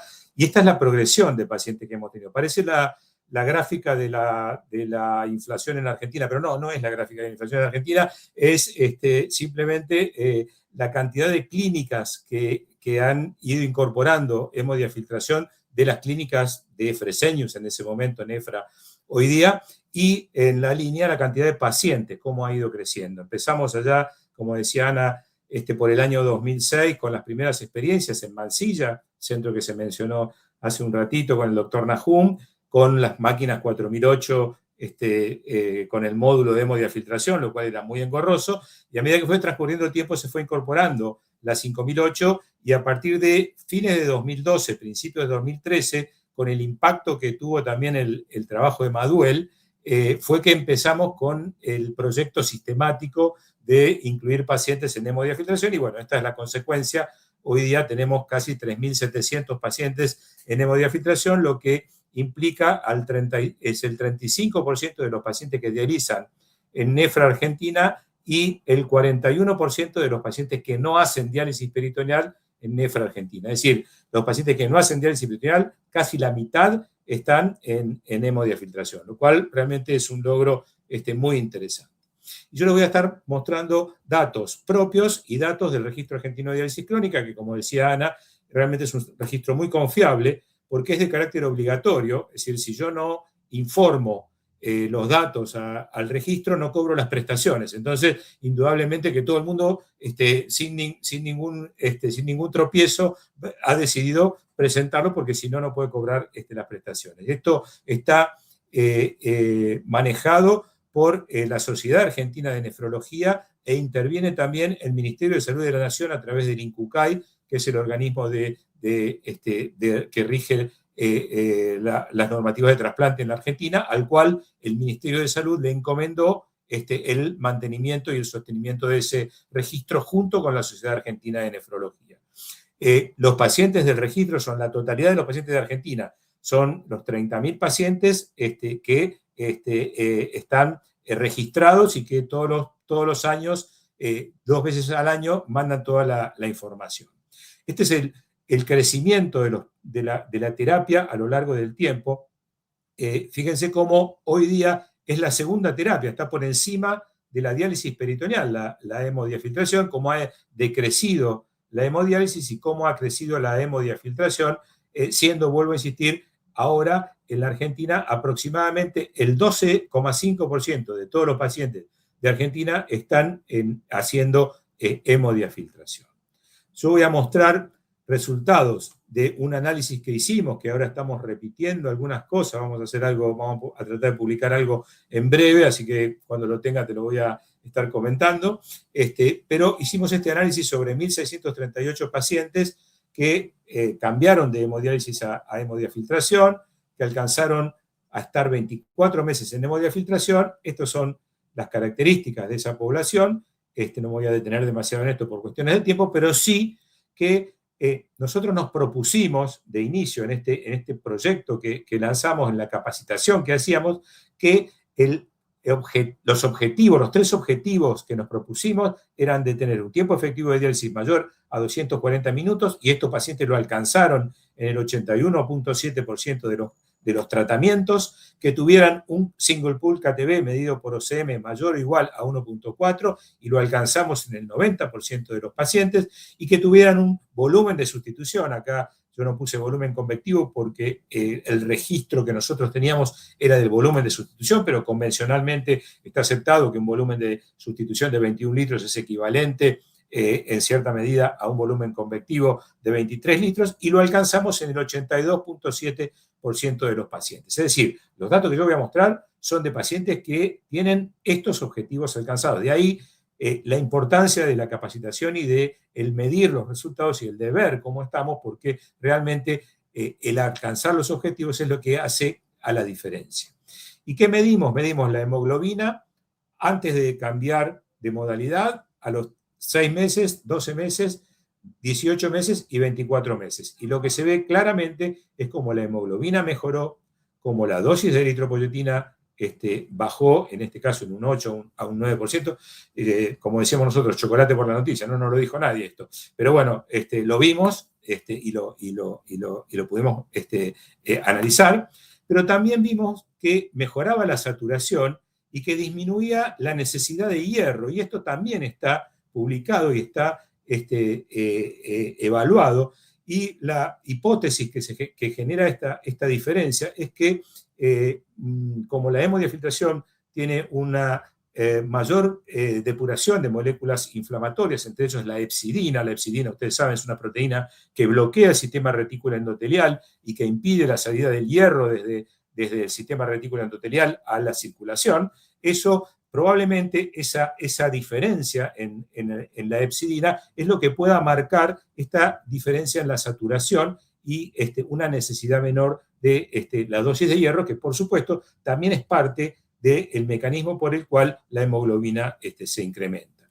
Analizamos qué pasaba con aquellos pacientes que tenían una anemia severa, es decir, consideramos pacientes con menos de 10 de hemoglobina. En estos pacientes lo que vimos es que la hemoglobina aumentaba mucho más en proporción que en la totalidad de los pacientes. Esto probablemente sea porque estos pacientes son pacientes inflamados y al reducir la inflamación la hemoglobina se mejora rápidamente. También una disminución de la dosis de EPO y un patrón similar con respecto a el metabolismo del hierro. También los datos del Registro Argentino de Diálisis Crónica, es decir, los datos que yo mostré aquí son los mismos pacientes contra sí mismos, después de haber cambiado la modalidad. los datos del Registro Argentino de Diálisis Crónica son los datos de los pacientes de hemodiafiltración comparados con el resto de los pacientes en las distintas modalidades. Afortunadamente, hace ya varios años que conseguimos que el Registro Argentino de Diálisis Crónica incluya la hemodiafiltración como una modalidad separada para que podamos tener el análisis de los datos por separado en las distintas modalidades. Y vemos acá cómo la hemoglobina de los pacientes en hemodiafiltración es la más alta y como el cumplimiento de hemoglobina es el mejor. Y también como la dosis de eritropoyetina tiene una reducción. Acá cabe aclarar que en Nefra nosotros, o en Fresenius en su momento, nosotros dializábamos con membranas de alto flujo, mientras que el resto de la población argentina hace mayoritariamente hemodiálisis de bajo flujo. Eso puede también explicar algunas diferencias entre lo que nosotros encontramos y lo que se muestra en el registro de diálisis crónica. Respecto del fósforo, tampoco nada nuevo, un descenso del fósforo en la totalidad de los pacientes, y en aquellos pacientes que tenían un fósforo mayor a 6 miligramos por ciento, este descenso también proporcionalmente fue mayor. Es decir, los pacientes con hiperfosfatemia severa se benefician más que los pacientes con fósforo más cercano a la normalidad. No sé qué pasa, pero el puntero se me va para abajo. Con respecto al Registro Argentino de Diálisis Crónica, también los pacientes en hemodiafiltración son los que menos fósforo tenían. Voy a ver si puedo evitar esto. No sé qué le pasa.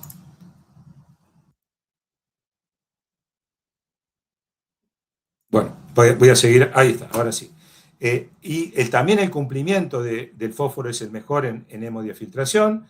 Con respecto a la albúmina, lo que vimos fue un pequeño descenso de la albúmina en la población general. Esto también está descrito en muchos trabajos, que hay un pequeño descenso de la albúmina, pero fíjense que de 3.85, de 3.95 se fue a 3.91, o sea, clínicamente esto no tiene ninguna implicancia, pero sí lo que vimos, y fue muy significativo, es que los pacientes que tenían una hipoalbuminemia con albúminas menores de 3.5, la albúmina aumentó rápidamente y se mantuvo en esos valores, probablemente esto relacionado con la reducción de la inflamación. Se maneja solo en la computadora. Respecto del registro de hemodiálisis crónica, también los pacientes con hemodiafiltración son los que mejores valores de albúmina tienen y mejor cumplimiento de albúmina. Con el KTB, ninguna duda, si agregamos convección a la difusión, por supuesto que vamos a tener un KTB mayor, porque estamos eliminando también urea por convección, así que esto también muestra una diferencia muy significativa con el resto de los pacientes. Y también hicimos, como algunos de ustedes, un análisis de calidad de vida, utilizando el KD-QoL como estrategia. Analizamos 302 pacientes pertenecientes a 25 clínicas, es decir, un estudio de multicéntrico, que tenían no menos de 6 meses en hemodiálisis y cambiaron a hemodiafiltración de alto volumen. No me voy a detener en las características, pero el volumen de sustitución promedio fue de 23.3 litros en estos pacientes, y lo que vimos es lo mismo que vimos anteriormente en la otra presentación, en donde veíamos que había una mejora en los síntomas problemas, en la capacidad física y en la capacidad mental, que es también lo mismo que se vio en la rama de autoevaluación del estudio Contrast. O sea que indudablemente, vuelvo a repetir, si ladra, tiene 4 patas y mueve la cola, probablemente sea un perro. O sea que probablemente la mejora en la calidad sea una realidad, y lo es, sin ninguna duda. También la gente del Hospital Italiano de Buenos Aires, que tiene pacientes pediátricos, hizo un análisis de qué pasaba con la talla de esos pacientes, y acá lo que se ve son pacientes que inicialmente estaban en diálisis peritoneal, que agotaron la membrana y pasaron a hemodiálisis convencional, y que luego pasaron a hemodiafiltración, viéndose claramente como a partir de que entraron en hemodiafiltración, los scores de talla mejoraron muy significativamente. Y sabemos que esto para un paciente pediátrico es algo realmente muy, pero muy importante. También hicimos algunos análisis de sobrevida. Esto lo presentamos en el ASN en el Kidney Week de 2019. haciendo también un estudio con Propensity Score para poder encontrar una población dentro de la base de datos que fuera similar a la población de hemodiafiltración. Lo que vimos fue una disminución muy significativa de la mortalidad. También hicimos el análisis por volumen convectivo y lo que vimos es que con el volumen convectivo por arriba de 23 litros, la diferencia era significativa, y cuando estaba por debajo de 23 litros, la diferencia no encontraba una significación estadística. ¿Y qué es lo que dice el Registro Argentino de Diálisis Crónica respecto a la mortalidad? Que los pacientes que hacen hemodiafiltración tienen una mortalidad significativamente inferior a los pacientes que hacen hemodiálisis convencional y aún a los pacientes que hacen diálisis peritoneal, en una comparación hecha con un ajuste por 25 covariadas diferentes. Una reducción significativa, y que empezar con hemodiafiltración reduce el riesgo en... Uy, se mueve sola la computadora. Reduce el riesgo en un casi 50% de mortalidad respecto de cualquiera de las otras técnicas. Inclusive, la población de pacientes en hemodiafiltración tenía diferentes comorbilidades que están mostradas aquí. En favor de la hemodiafiltración teníamos que los pacientes en hemodiálisis tenían una menor función residual, que tenían mayor incidencia de nefropatía diabética y que tenían mayor incidencia de enfermedad vascular periférica. Pero los pacientes que tenían hemodiafiltración eran más hombres, que sabemos que los hombres se mueren más, tenían más antecedentes de arritmia, de angina cardíaca, de insuficiencia cardíaca, de enfermedad pulmonar crónica, de anticuerpo HIV positivo y de neoplasia en los últimos 6 meses, y tenían cosas que están relacionadas fundamentalmente con la técnica en sí misma, como es mejora en la anemia, mejora en la albúmina y una mejor respuesta de la tensión arterial, es decir, una mejor tensión arterial media. Es decir, la población era diferente, tenía sus ventajas, sus desventajas, pero con el ajuste, estos son los resultados que se obtuvieron. Así que bueno, esto es más o menos lo que fuimos encontrando a través del tiempo, y como yo les decía, lo que le prometimos a la Seguridad Social está acá, se lo cumplimos. Le prometimos que íbamos a bajar el fósforo, que íbamos a mejorar la anemia, que íbamos a mejorar el estado nutricional y que íbamos a bajar la mortalidad. Y eso fue lo que realmente se cumplió. Gracias, Marcelo, porque a través de los datos argentinos has hecho el repaso a la mayoría de impactos positivos que tiene la terapia, que cumple con lo que promete. Eso lo decías al principio, que es fácil vender, entre comillas, implementar HDF porque cumple con los resultados. Entonces, dicho esto, hemos hecho el repaso de por qué iniciar, de las barreras, de los resultados. Yo quiero que todos los colegas estén en pantalla para preguntar y hacer unas últimas par de reflexiones sobre si yo les preguntase si la hemodiafiltración de alto volumen debería ser el estándar en sus países, ¿qué nos falta para lograrlo? ¿O cómo ven la terapia en un lapso de 5 años en sus países? ¿Qué me dirían al respecto? Si quieres, empezamos por ti, Marcelo, porque acabas para volver, para seguir contigo. ¿Cómo ves la hemodiafiltración? Que yo sé que va a disparar en Argentina, pero ¿cómo lo ves? ¿Cuál es tu opinión? Bien, yo creo que sin duda, no solo en la Argentina, sino en el mundo, la hemodiafiltración debiera ser la técnica de diálisis no peritoneal, por supuesto, ¿no? No estamos discutiendo los pacientes que tienen indicación de diálisis peritoneal, pero creo que debería ser ya el gold standard, no hay más que pensar, no hay ninguna duda. ¿Qué es lo que estamos esperando? Bueno, yo creo que es importante poder conseguir lo que inicialmente nosotros conseguimos y estamos manteniendo, y que por suerte parece que vamos a ampliar, que es una diferencia en el reembolso de la técnica, porque realmente el esfuerzo, si bien no es mucho porque no tenemos que hacer demasiado para poner hemodiafiltración, pero sí tenemos que invertir, y eso creo que es importante para poder lograr que la técnica crezca en volumen. Eso creo que fue una de las ventajas que tuvimos en Argentina respecto de otros países, que pudimos obtener un reembolso diferencial para la técnica, y eso nos permitió crecer mucho más, sobre todo teniendo en cuenta lo que yo les decía antes, que la diferencia entre no reusar y reusar realmente desde el punto de vista económico es muy grande. Entonces, afrontar una técnica con mayor costo sería muy, muy difícil si uno no tiene un reembolso diferencial. Yo creo que ese es uno de los talones de Aquiles, porque ya creo que no hay nadie en Argentina de mis colegas nefrólogos que no esté convencido de que la hemodiafiltración es mejor que la hemodiálisis. Entonces, lo único que tenemos que hacer es conseguir que la seguridad social también entienda que esto es mejor y que los pacientes se benefician, que tenemos, digamos, beneficios económicos por otro lado, con el tema de la eritropoyetina, de los quelantes del fósforo, con las hospitalizaciones, que vamos a mejorar la mortalidad de nuestros pacientes. En fin, creo que eso es lo que nos faltaría para dar el pasito y el salto final y decir, nos olvidamos de la hemodiálisis en el mundo. ¿Cómo lo vemos en Colombia, Leonardo? Bueno, en Colombia creo que el doctor lo ha dicho todo, pero igual, creo que debe ser una terapia de elección para cualquier paciente que requiera una terapia de diálisis extracorpórea,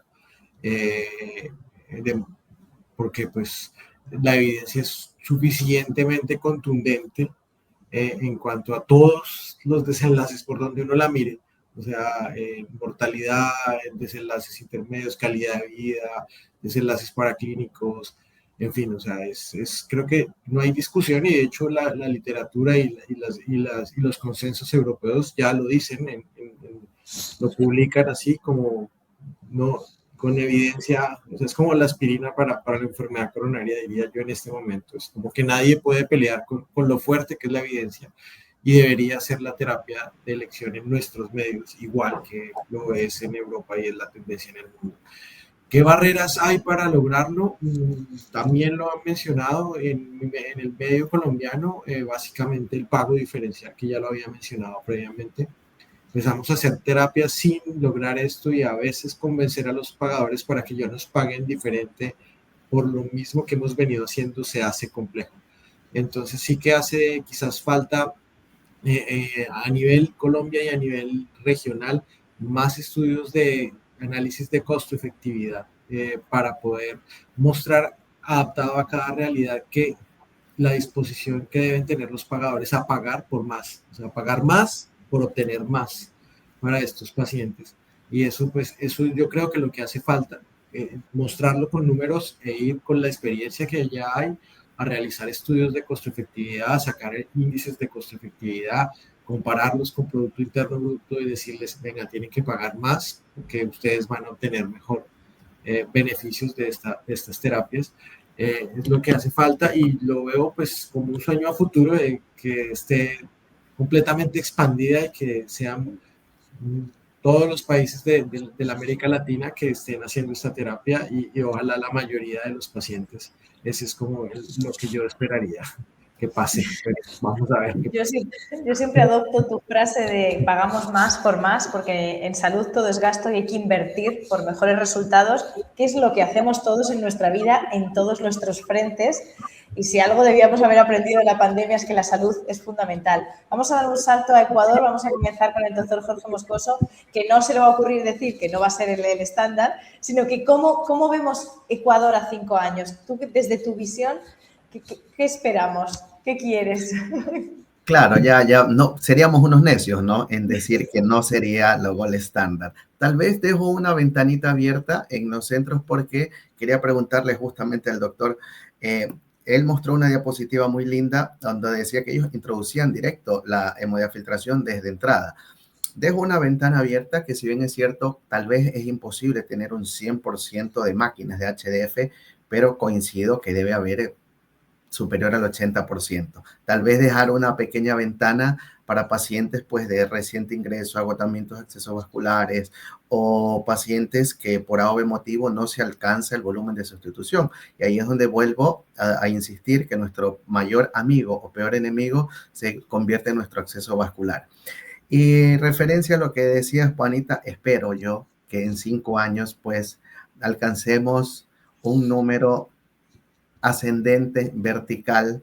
Los resultados están a la luz del están a la expectativa de todos, así que espero yo tener su ascendente y empezar a publicar un poco más, porque no queda duda que la HDF sería el gold estándar para nuestros pacientes, como decíamos, en terapia sustitutiva, sin considerar la DP, que creo yo que la mayoría de los que conocemos un poquito de nefrología, estamos a favor de la DP primero y sería pues como HDF en segundo lugar, por poner un número como tal. Vamos con los rankings. Vamos a seguir con Ecuador, con el doctor Jorge Quinchuela. A ver, ¿cómo lo ve desde su posición? Bueno, yo creo que pues ya todos nos pusimos la camiseta del HDF, así que sin duda debe ser la gold standard de ahora en más. Estamos claros de que pues la brecha en la América Latina no es cuestión de evidencia científica únicamente, sino pues de implementación y sobre todo de políticas públicas, ¿no? Que hay que superar desafíos, pues lo sabemos, que el financiamiento es algo muy importante, pero que para eso, como comentó el doctor Leonardo, pues los estudios de costo-efectividad a nivel local son muy importantes. Creo que pues hace falta una investigación regional más sólida que demuestre pues que si bien el costo inicial del HDF es alta, el costo a largo plazo pues es mucho mejor, ¿no? En el sentido de que vamos a encontrar menor morbilidad, menos complicaciones, menos usos de medicamentos, mayor supervivencia. Eso por un lado. Por el otro, pues también superar o incentivar a una capacitación más especializada, tanto al equipo médico, al equipo de enfermería en este tipo de terapia, para que pues se convenza más de que pues tiene mucho más beneficios. Y finalmente, pues, como veo a poco tiempo, yo soy muy optimista realmente y pues espero que la hemodiafiltración deje de ser una terapia élite, como es en algunos de los países en los cuales pues vivimos esta experiencia y que más bien pase a ser un estándar de cuidado de salud para la gran mayoría de la población. Perfecto, Doc, porque ha tocado el punto de las políticas y los estudios de farmacoeconomía locales en cada uno de los sistemas sanitarios, que es fundamental para que todos empujemos este cambio. Laura, vamos a cerrar contigo. El futuro de Uruguay. Uruguay es un país pequeño y tiene en total 3.000 pacientes en diálisis. O sea que ahora estamos con un 7% aproximadamente de pacientes en hemodiafiltración, una cuestión similar a lo que pasa con los pacientes que están en diálisis peritoneal. Con la gran diferencia que yo no puedo creer que vaya a decir esto, pero que envidio a Argentina. Lo borramos. Sí, no lo dije. Pero nosotros que tenemos un financiador único, con un registro único que lleva al Fondo Nacional de Recursos y la Sociedad Uruguaya de Nefrología, no tenemos la información por separado, que llegue por separado como técnicas distintas a los registros. Por lo tanto, el país no puede comparar sus resultados. Por eso yo comparé mi resultado como centro con el resto del país. Eso es un requerimiento inicial para que después puedan hacer generar la propia evidencia a los gobiernos, en nuestro caso el único financiador es el gobierno, para financiar en forma diferencial la técnica.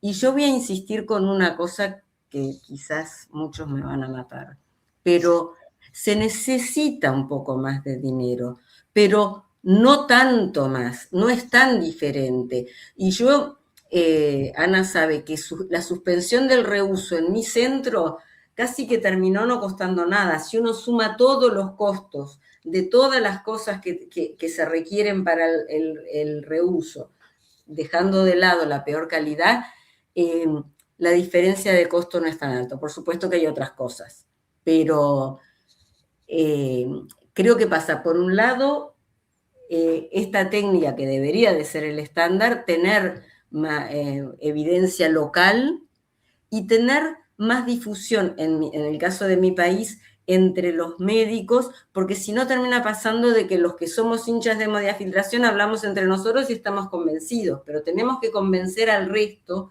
que no sabe de la técnica y que tiene miedo de algo nuevo y distinto. Creo que por ahí pasaría por supuesto, la forma de perder el miedo va a ser la capacitación. Que es un factor fundamental en todo en la vida y en la hemodiafiltración, y que tendrán el acompañamiento, y que tenemos grandes expertos ya en la región para poder hacer, para capacitar y para compartir conocimiento. Muchísimas gracias. Voy a cerrar pidiéndoles a cada uno de ustedes, si no me llegan preguntas, porque lo que nos está llegando es muchísimo agradecimiento desde muchísimos lugares, Guatemala, México y todos sus lugares, por supuesto, agradeciendo compartir las experiencias. Así que quiero pedirles como una frase de cierre, porque ya nos hemos pasado de todos los tiempos posibles. Con eso que quieran recomendar, destacar, les dejo que tengan libertad absoluta con esta última frase que quieran decir, para que consigamos que la hemodiafiltración de alto volumen tenga todos sus impactos positivos en mayor número de pacientes en esta región. Entonces, para seguir el mismo orden, Marcelo, no tus últimas palabras de hoy, sino tus últimas palabras de hoy, que parecido, sobre la hemodiafiltración. Ya parecía un poquito me he ido a las últimas palabras. Ese broche, ¿con qué querrías cerrar esa idea, que destacar, qué querrías recomendar? Yo voy a hacer algo digamos, muy poco ortodoxo. Les voy a decir, prueben y después me cuentan. Esto es una cosa que yo también utilizo con los pacientes. Pruebe la terapia y luego me dice si vuelve. Así que me parece perfecto, Marcelo. Leonardo, a ver si... Yo lo pondría como que la HDF ya no es ciencia ficción, sino es realidad. Eso es. Y una realidad tangible en nuestro medio.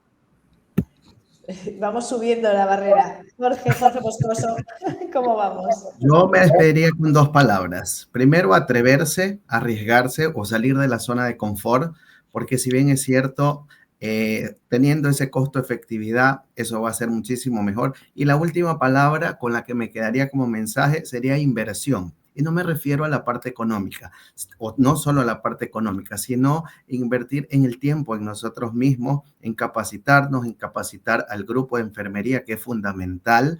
Y a su vez, este grupo de enfermería va a capacitar a los pacientes, a empoderarlos, no solo de la enfermedad, sino también de la terapia. Considero yo que un paciente empoderado y un personal capacitado, de seguro es el éxito de esta terapia. Son los ingredientes para la mejor receta. Pero muchísimas gracias, Doc. Vamos con Jorge, pero con el doctor Quinchuela. Esa frase, ese cierre, esa gota que nos quieras dejar. Pues yo creo que la implementación de la terapia debe basarse en un enfoque de calidad, de capacitación y de costo-eficiencia. Es súper importante que pues equipar bien a una unidad si la queremos poner, si tenemos la muy buena voluntad, la intención de llevar a cabo esta terapia, de cumplir con los altos estándares de la calidad de agua, de los ultrafiltros, de los procesos de desinfección.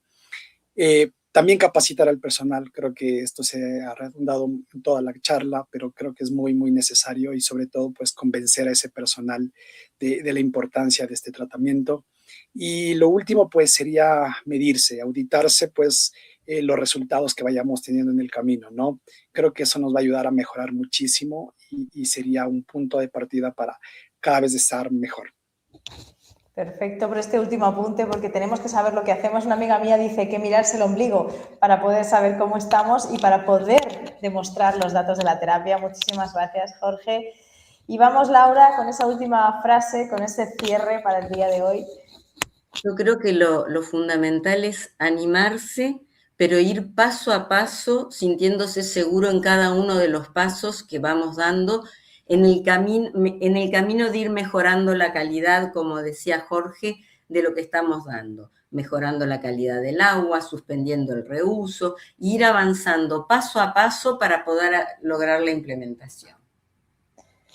Muchísimas gracias. Cada centro tiene que hacer un camino distinto según el punto de partida, pero quiero les voy a transmitir los comentarios que están llegando, son de excelencia, de excelencias en las ponencias y de agradecimiento por compartir su experiencia. Así que muchísimas gracias a este equipo maravilloso por presentarnos hoy su experiencia, sus resultados, por ser tan generosos y compartir todas sus vivencias. Muchísimas gracias, porque ha sido un placer trabajar con cada uno de ustedes y seguiremos trabajando el año que viene.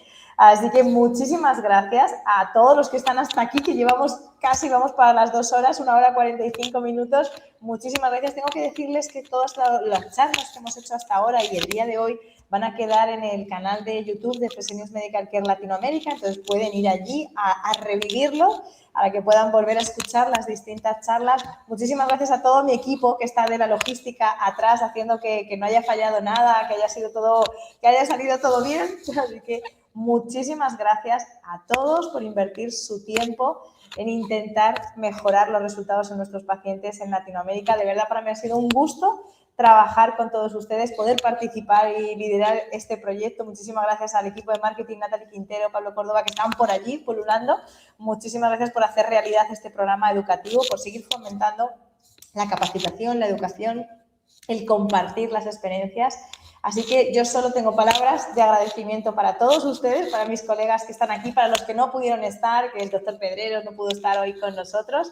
Muchísimas gracias, mis mejores deseos para estas fiestas que se nos vienen, espero no trabajen mucho, y realmente mis mejores deseos para el próximo año, nuevos proyectos, ya veremos qué les proponemos, pero muchísimas gracias por siempre embarcarse con nosotros. Así que gracias, muchísimas gracias, cuídense mucho y muy buenas noches ya.